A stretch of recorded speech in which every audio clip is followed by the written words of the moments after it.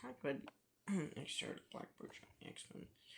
Now, of course, the X-Men, X-Men Blackbird is, of course, the X-Men's main mode of transportation. It basically is, of course, a jet. It's commonly referred to as its technical term, proper term is the X-Star, but it's commonly referred to as a Blackbird. For different comics and cartoons, it's often called a Blackbird. Which is actually, Professor X actually gave it that name because he had actually seen. Now, in X-Men film continuity, it's actually called that because it was actually originally a modified military bird. But, well, in the original trilogy series, which, honestly, if you actually think about the original trilogy and X-Men First Class, we're not even in the same timeline.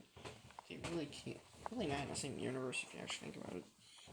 I mean, it's meant to be a prequel, but if you actually think about it, there's a lot of continuity violations anyhow. In the original X-Men trilogy, the Blackbird is like this high-tech ship. It didn't really look like a military Blackbird craft. It looked more like a high-tech ship, high-tech airship.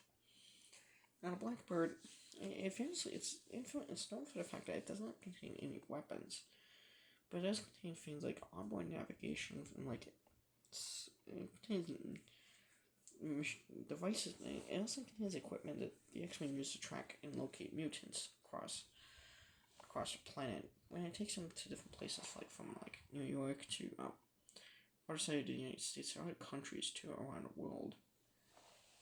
And also, the Blackbird also has a few modifications, such as also being able to travel into spaces, depicted in X-Men direct things, but X-Men comics and cartoons have always shown that. So, in the Blackbird, for the comics, the X-Men Blackbirds had a few different variations over the years. But in the X-Men film series, Blackbird basically it was destroyed. It famously was used by the X-Men to the beach to Liberty Island, about the Liberty Island incident. As depicted in the first X-Men, they used it to travel to Alkali Lake, to the military base, to defeat Stryker and rescue the mutant children. In return, those mutant children home safely. However, during a battle on Alcatraz Island in X-Men Last Stand, the Blackbird was eventually destroyed. But then there was a future time when these passwords still active and rebuilt, but later destroyed by the Sentinels during a time travel mission, where it was blown up as a way to defeat the Sentinels. So now, another thing with the X-Jet is that throughout the X-Men comics and the different different continuities, the X-Jet it's typically sometimes it's a black ship, but in the film it's portrayed as a silver looking ship, except the toy of the Blackbird was actually purple, strangely enough, like really dark purple, which is actually quite strange when you actually think about it. It does kind of make it look cool. Pretty cool. Now, Blackbird's a pretty fast ship.